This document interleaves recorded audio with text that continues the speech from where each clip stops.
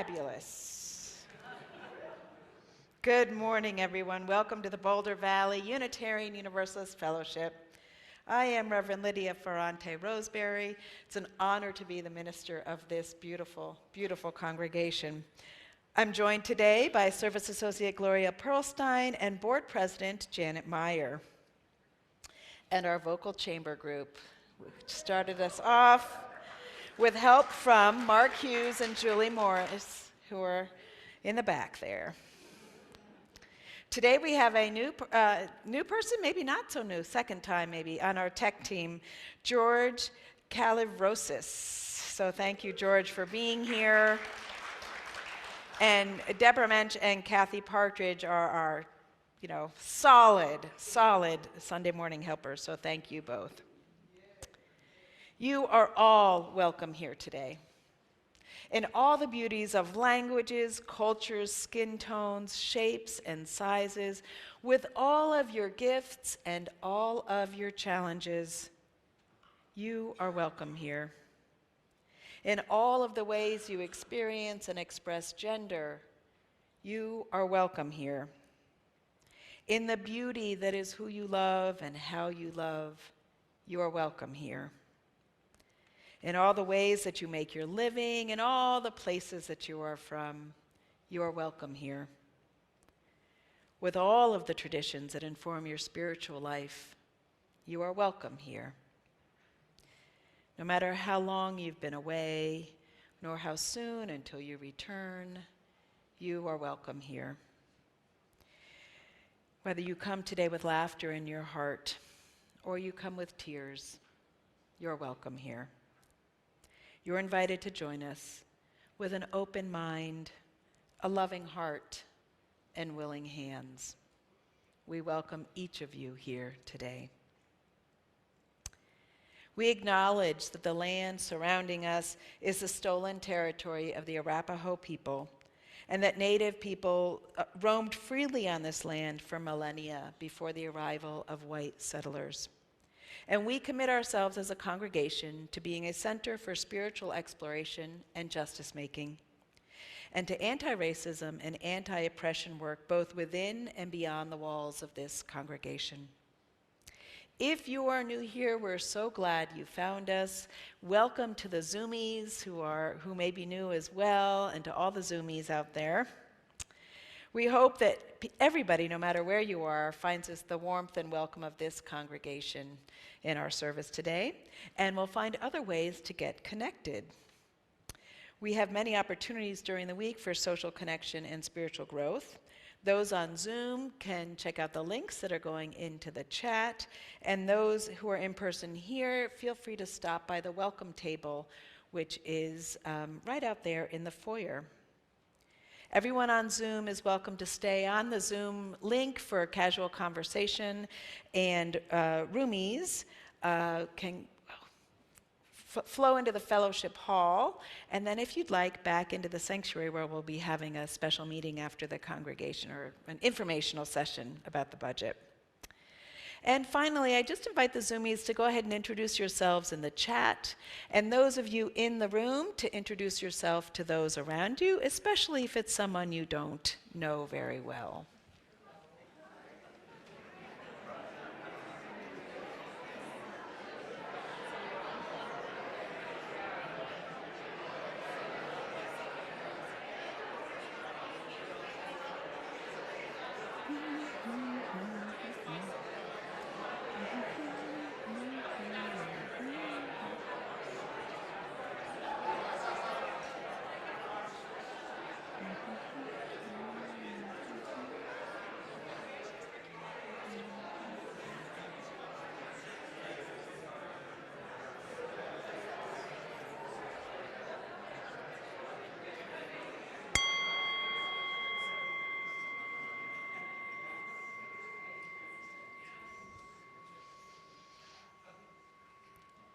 For those of you on Zoom, if you have a chalice at home, you can feel free to light it, and you can write in the chat where your chalice is lit.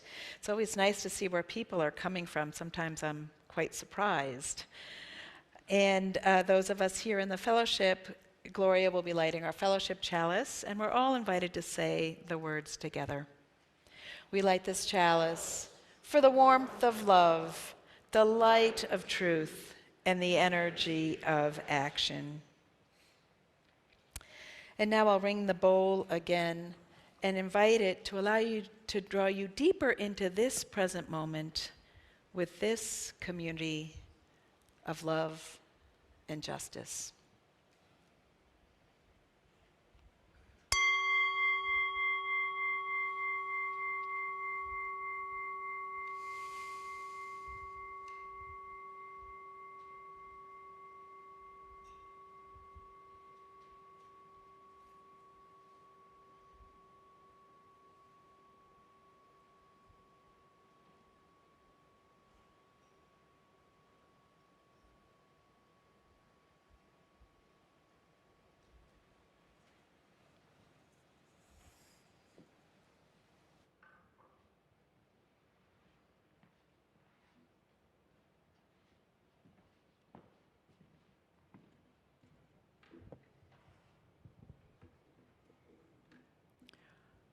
Our opening words today are by Reverend Dr. David Breeden, and it's a poem entitled Change Is.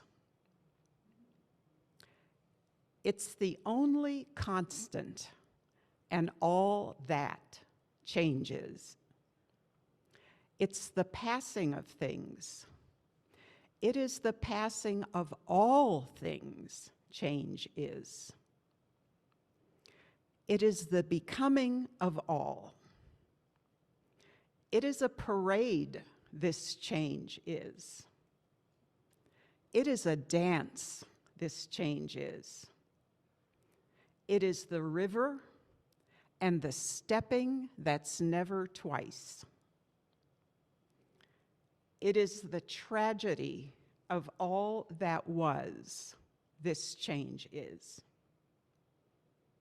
It is the fear of all that is, this change is. It is the hope of what may be yet, this constant, this change. This ice to water, this day to eternity. Come to the river, step, step, step.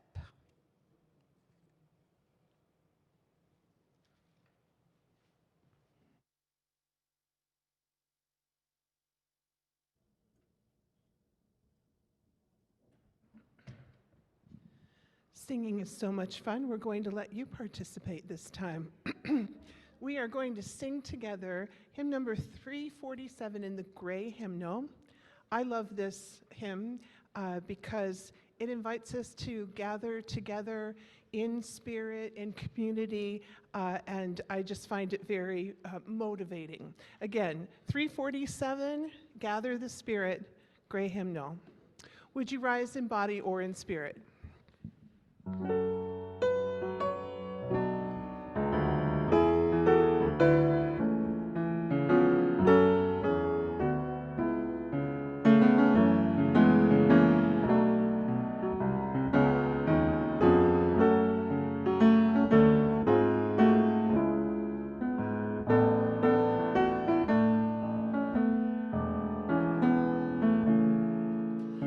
Gather the Spirit.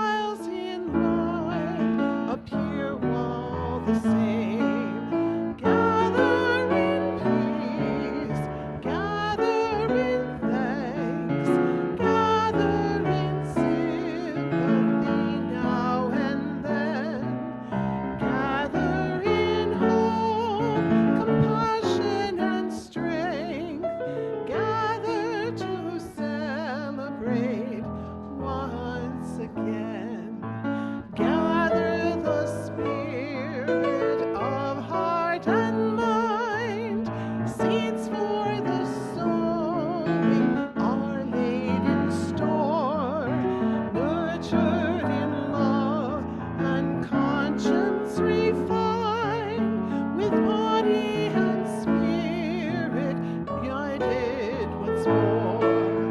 Gather in peace, gather in strength, gather to sympathy now and then.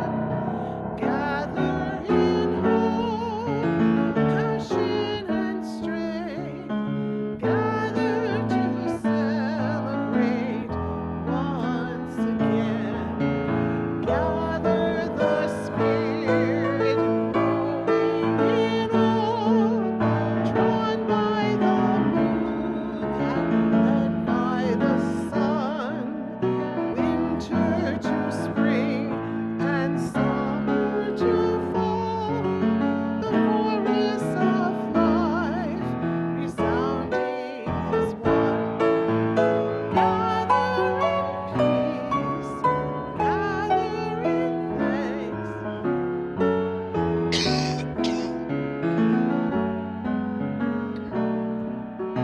Gather in hope, compassion and strength, gather to celebrate once again.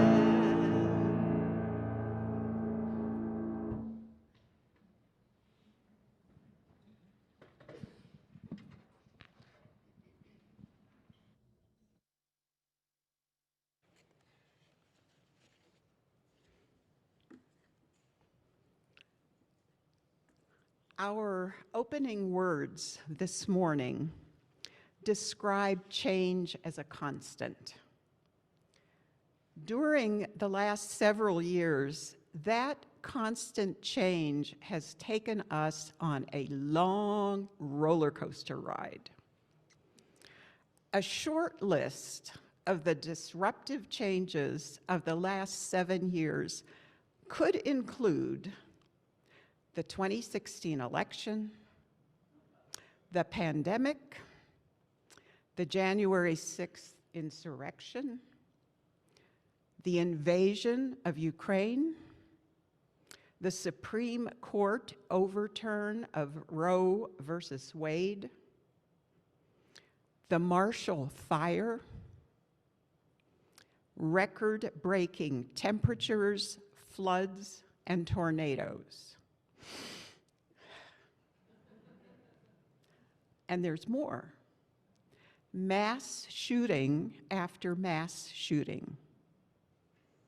The earthquakes in Turkey and Syria. Actions against and protests for racial justice, reproductive rights, voting rights, and LGBTQ+ rights. And this list doesn't include the personal gains and losses that we've all gone through. These events have changed all of us to some extent. They've affected our feelings, they've affected our actions. For example, I have become more anxious about being with and around people, and I spend more time at home. I watch the news more than I used to, and I have started wondering, for the first time in my life, whether our democracy will hold.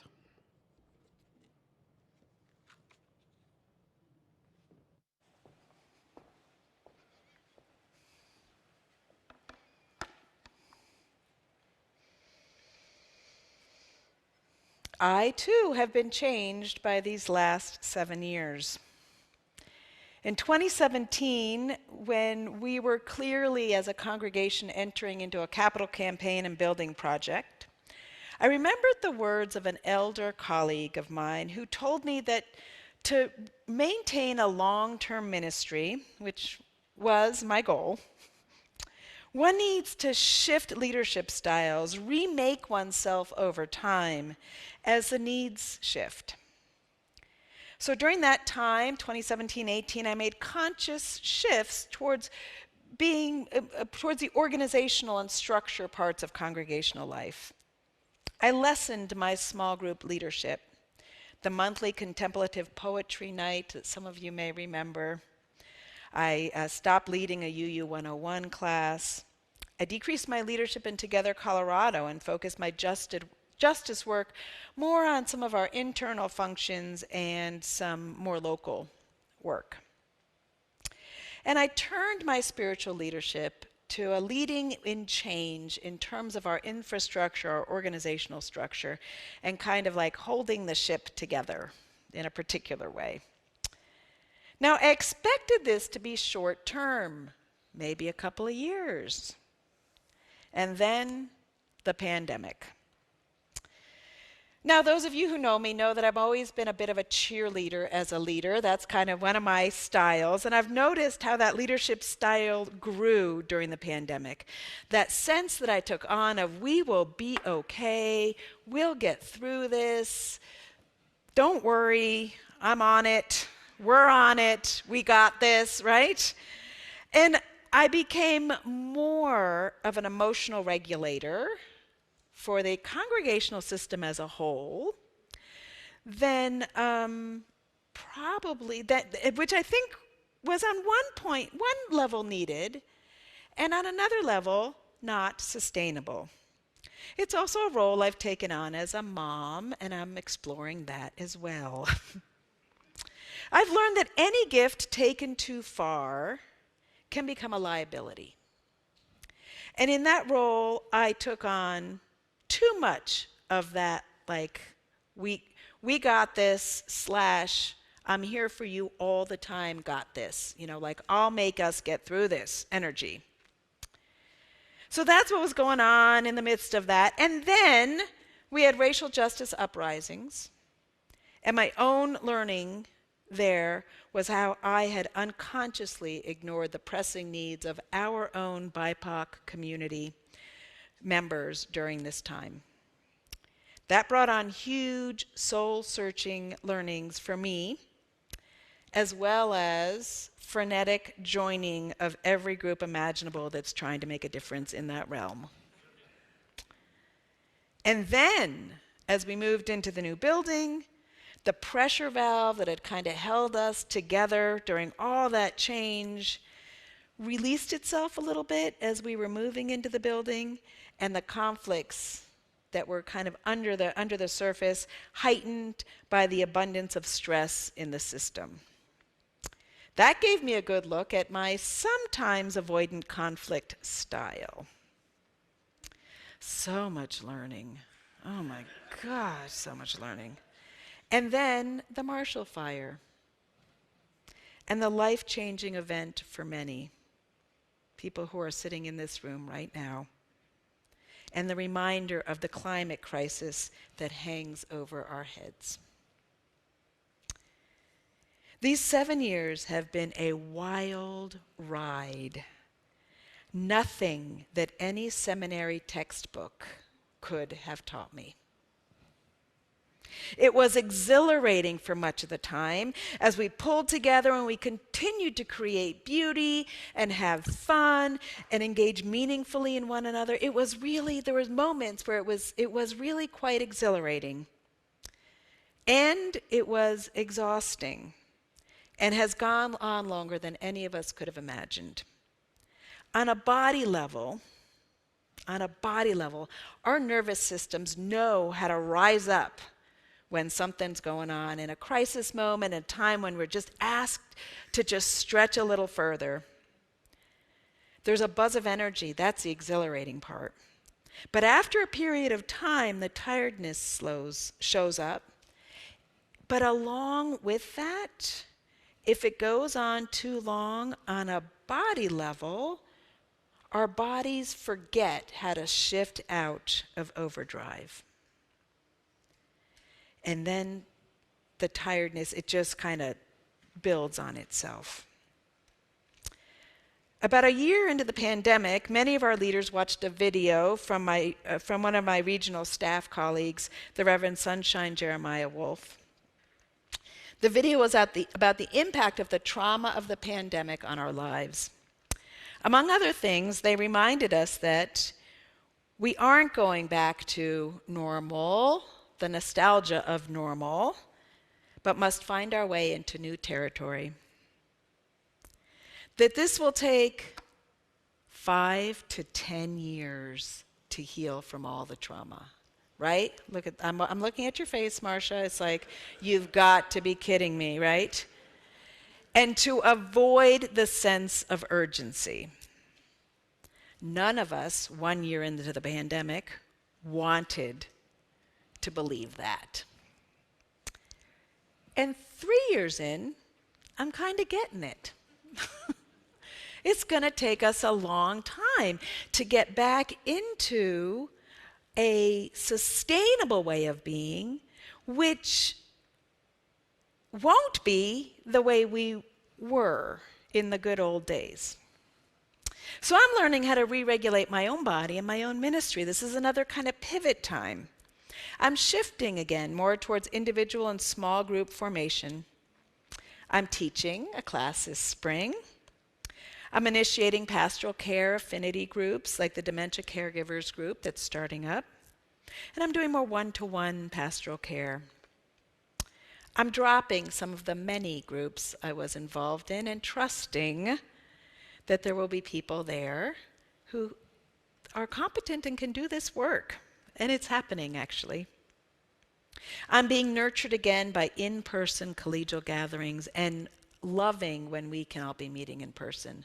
I'm finding how much more sustaining that is for me to be in person in our meetings than it was when we were on Zoom.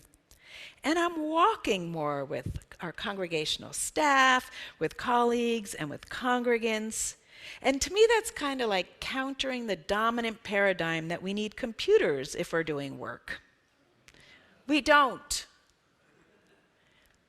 The walking is so good for our bodies. Now, these shifts take time. They take a real intentionality from me as I seek to realign myself to what's needed now in this constant, in this change, step by step by step.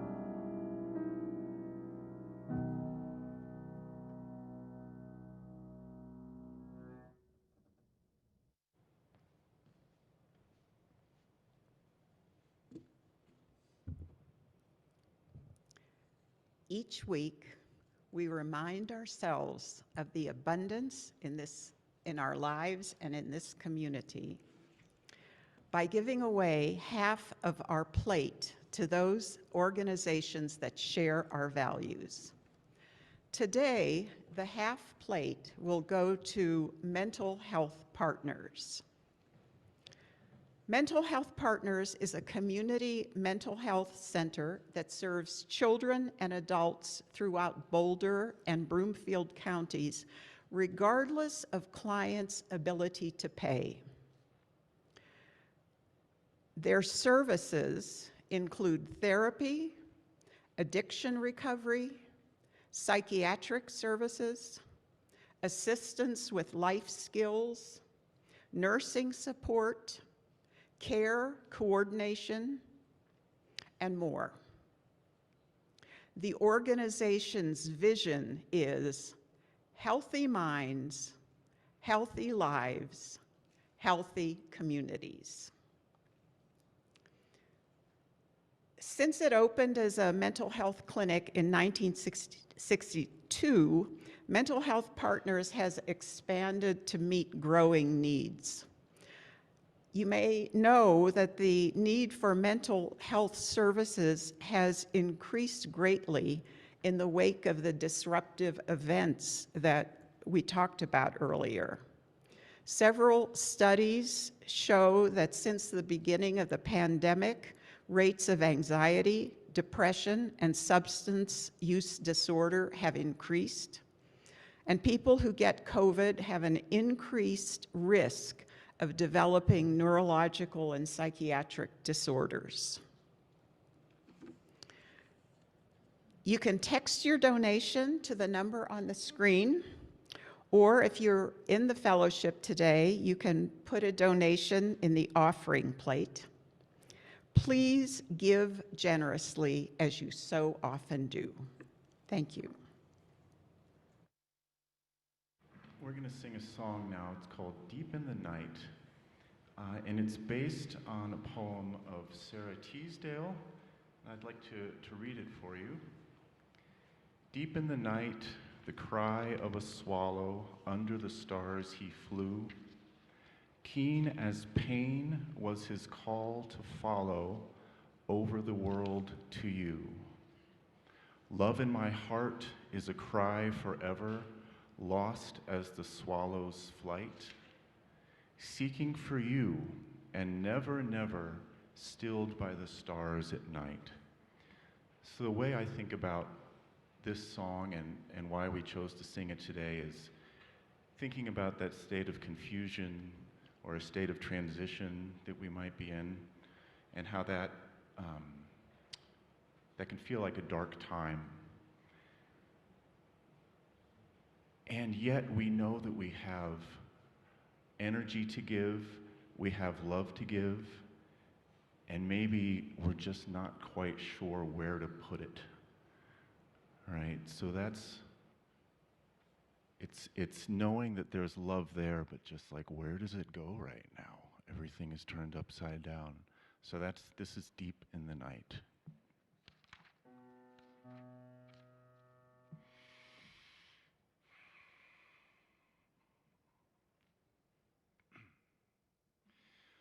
Deep in the night, deep in the night, deep in the night.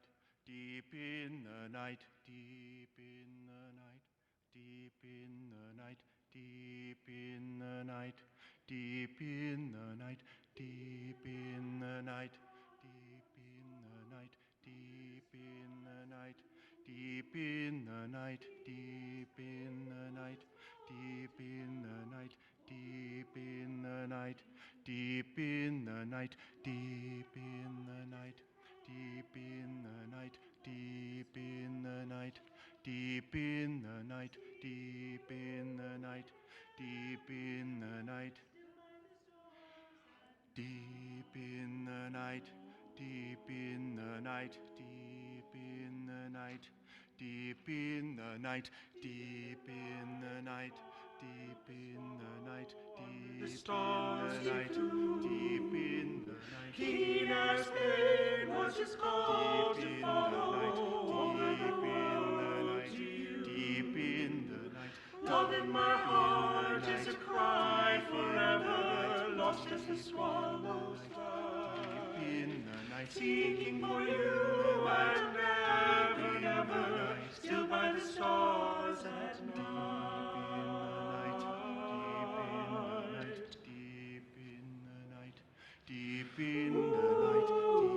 in the night, deep in the night, deep in the night, deep in the night, deep in the night, the cry of a swallow, under the stars he flew, under the stars he flew.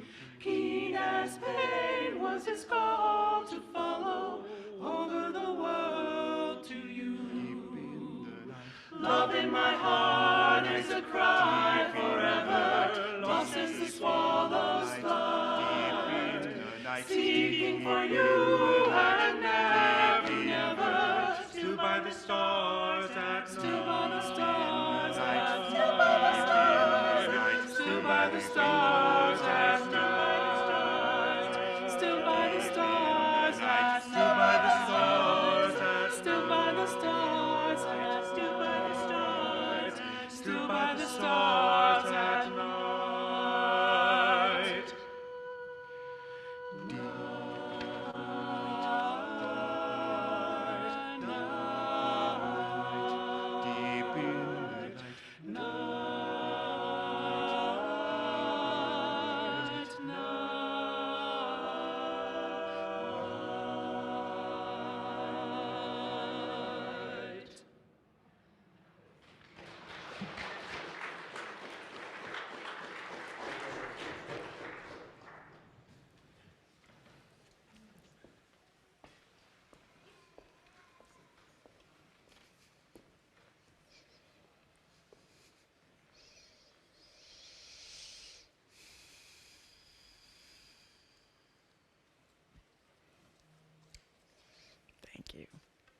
for the work of this fellowship, bringing love and reason and compassion and justice into this world, and for the work of mental health partners, bringing healing to those in need.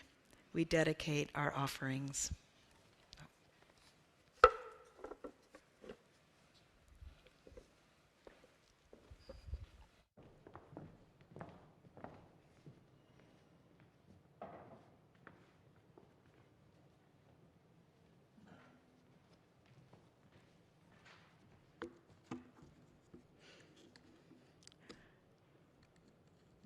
Now is your chance to share about change. How have the last few years changed you? Maybe you have stopped watching the news.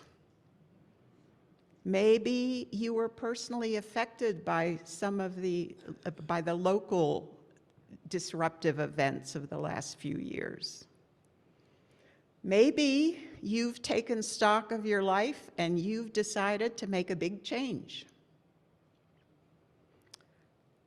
As a way to honor and to recognize the extent to which events have affected us and our lives in the last few years, we invite you to answer the question, how have the events of the past few years changed you? To answer, please use your phone and go to the webpage UUTalk, UUTALK.zone. The instructions are in the front and on chat. Type in the code 3287 and then click OK. Then type your answer to the question, how have you been changed in the past few years? And click Share. You'll see that the web page limits the length of your answer so that we can show it on the monitors large enough so that we can read it easily. We'll take a few minutes now to answer the question, so go ahead and use the instructions if you'd like to answer. Once the first several answers have been entered, we'll start to see the responses on the monitors.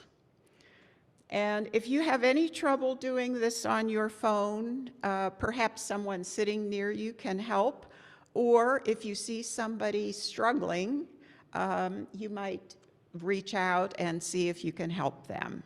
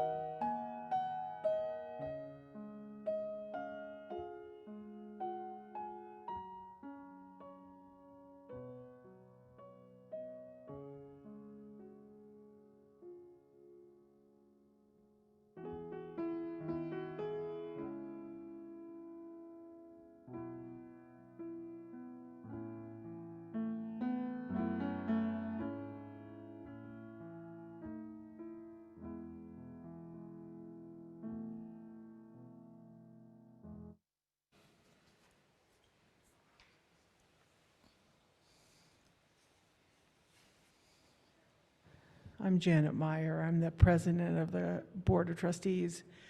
I'm supposed to talk right now about how we've been changed as a congregation, and I might have a little trouble because that was so moving.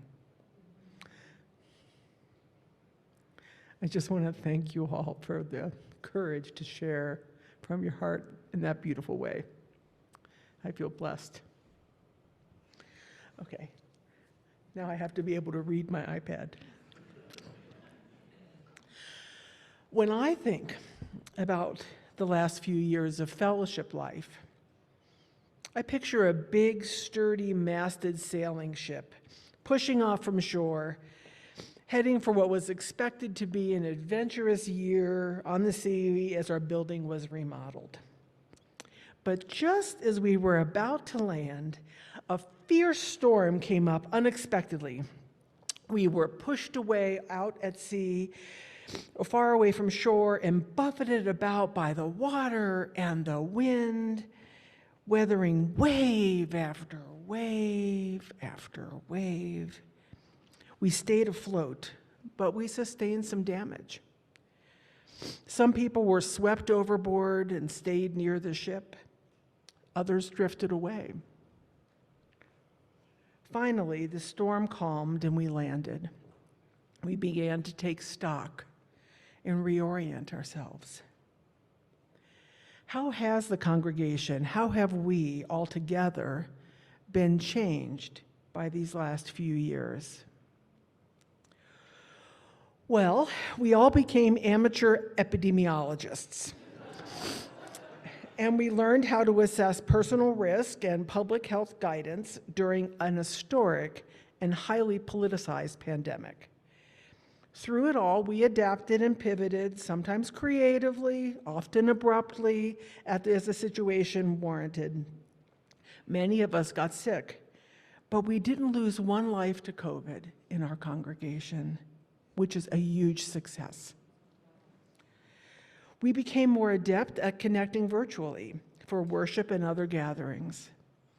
Our AV team and worship leaders became proficient at producing meaningful, beautiful services for those who attend both in person and on Zoom.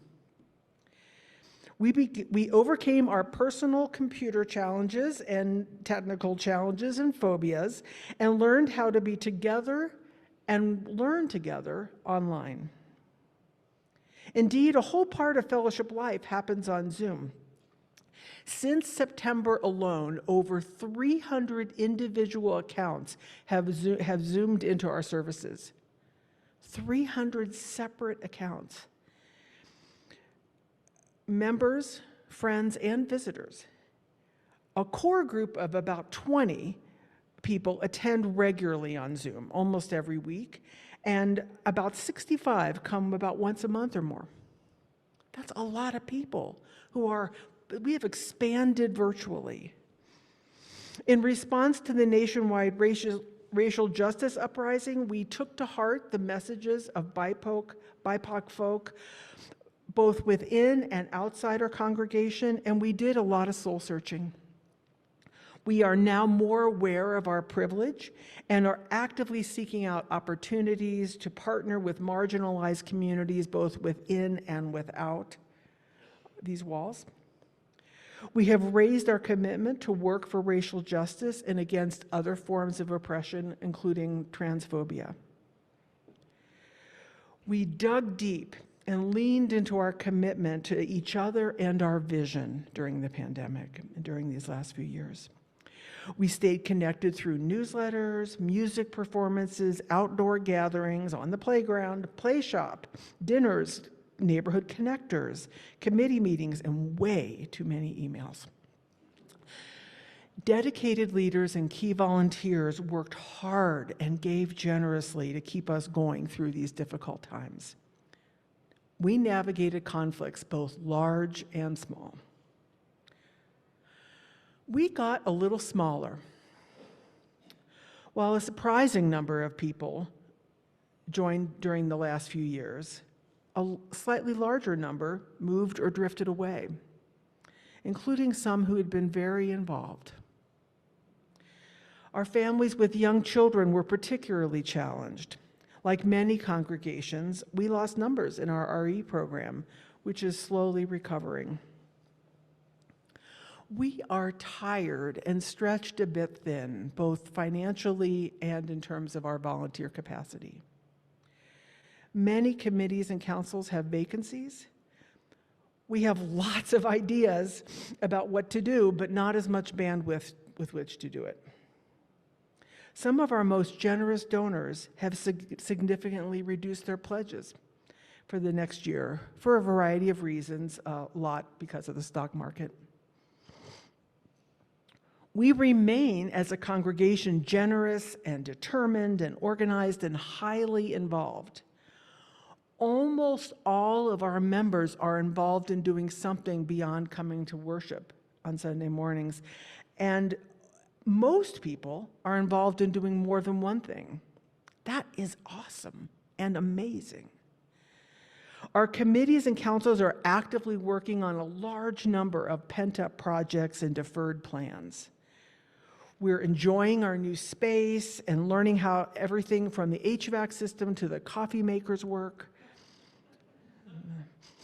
I think the coffee makers might be more complex.